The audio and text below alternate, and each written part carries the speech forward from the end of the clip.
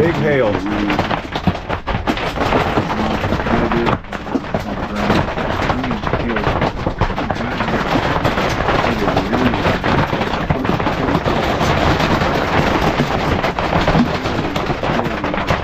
Hey everybody, Bill and Deb. Hi. I know this sounds like a broken record, you know, because we went live a couple of times with some stormy weather here a while back. Seems to be the common theme Yeah. this year. Yeah. Only this time, last night, was the closest we had ever come to actually being in a tornado. Yeah. Yeah. And, Yeah. you know, we're not saying that lightly either. No. You can probably hear machinery going on in the background. The campground was hit really, really hard with high winds last night. About 3 to 4 miles from here, in a straight line back to Rogers, a tornado touched down. In fact, it kind of hopped for all the way from the Oklahoma state line, just kind of cut a path right through, if you're familiar with these towns, Decatur, Arkansas, Centerton, Arkansas, parts of Bentonville, Arkansas, Rogers, Arkansas, and where it the last time that we know that the tornado touched down was about 3 or 4 miles from here. Those of you that are familiar with this area at all, if you come to the Rogers area to go, you know, go out on Beaver Lake or something, there's a very, very popular, or there was a very, very popular hamburger joint. It's been there, Since way before we were married, and we've been married forever. I'd say it's been 50. there 60 years, Yeah, maybe 65. Yeah. And it's gone. Yeah. It's all but gone. There's just a couple of walls standing, and that's about it. Right now, power is off all over the area. Very few people have power at all. I think the last count was like almost 100,000 people, 72 to 100,000 people, somewhere in that ballpark. And this area is serviced by 3 different electric companies. So of course they've got emergency trucks everywhere. As far as we know, as of right now, there was 1 fatality so far. Right, in Decatur. Yeah. And, Very sad. Yes, very, very sad. Because this storm we didn't really have notice of it earlier in the day. Well, I mean, it felt sticky you know, and muggy, I mean, of but course, we looked at the radar off and on all day because they Yes. kept talking about how things might, you know, Yeah. develop over a period of time. But then when the sun goes down and we go to bed around 10 o'clock, you know, we figure, well, by then, usually things start to, you know, simmer down after that, you know, when the cooler air settles in and stuff like that. But the atmosphere remained humid and very active, and this major system, this supercell that they are talking about, basically started its trek right over around Tulsa, and it stayed on this beeline for about 239 miles. clear across the top of Arkansas. Right, dropping tornadoes way up into the wee hours of the morning, way Yeah. up to 2 ish. Well, we finally gave up and went to sleep about 5. Yeah, we did. When the storm hit here, and what woke us up was, I always keep my phone on silent because I'm usually recording something and I don't want to be disturbed by the phone going off. And then I forget to put it back on regular. But Deb's audible storm warning popped up. Yes. And that's she what looked woke at us it up. and she said tornado warning. So we turned on the TV right quick, and there's a local guy in this area. He used to be a weatherman for one of the major television stations in this area. His name's Garrett Lewis. But anyway, he moved on to different things, but he started covering this area on his own. He has a studio set up and he covers this area on his own, and he tracks the storms right down to the street. So we found him on YouTube. He's a YouTuber, and he kept us well informed and let us know where they were. And of course the kids, we have kids in Bentonville and in Bella Vista, and of course they were texting us, are you guys okay, are you okay? And our oldest son, a tree fell on the house he's living in. Yeah. So he's going to be in a motel for a little bit. So probably. And so anyway, so yeah, it's been a major thing. And when it started hitting here, at first it was real calm, and I told Deb, I said, well, it's real, but I should have known better. When it's real calm, that's when you need to be the most alert. And all of a sudden, the wind just started kicking up like crazy. I mean, and in the trailer, this trailer, for some reason, it's got the wind's got to be hitting you dead broadside before you even know there's wind blowing. The only way we knew the wind was blowing was we could hear things landing on the roof.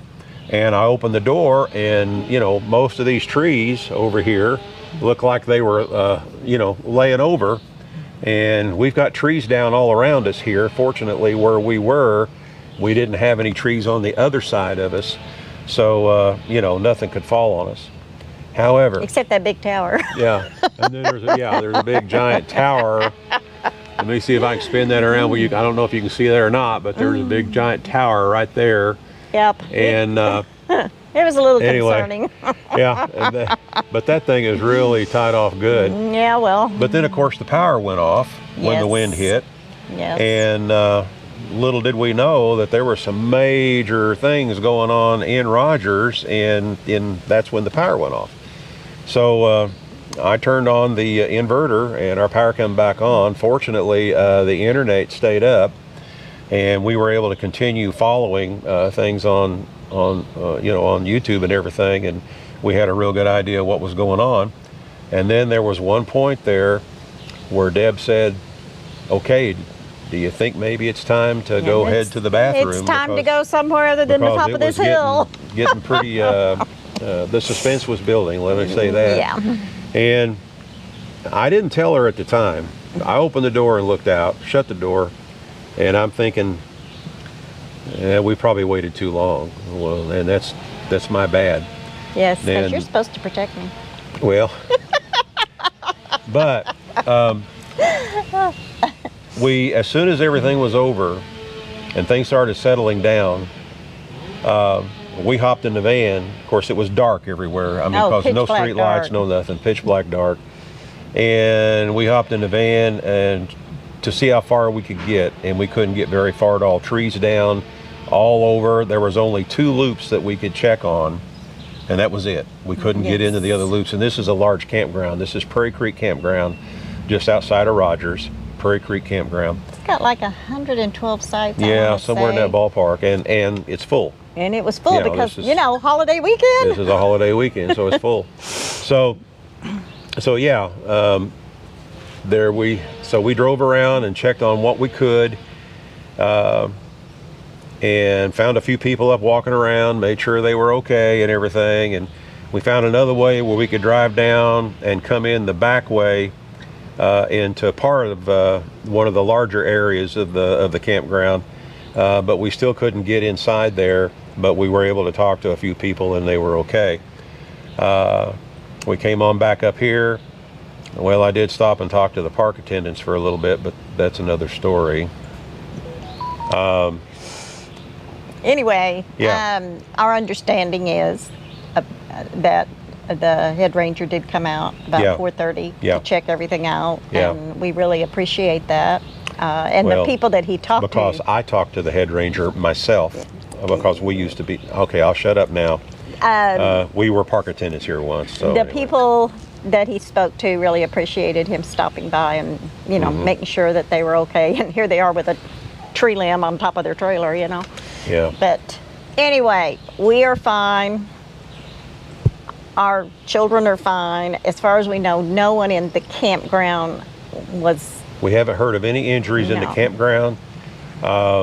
We talked to a lot of people today when the sun came up.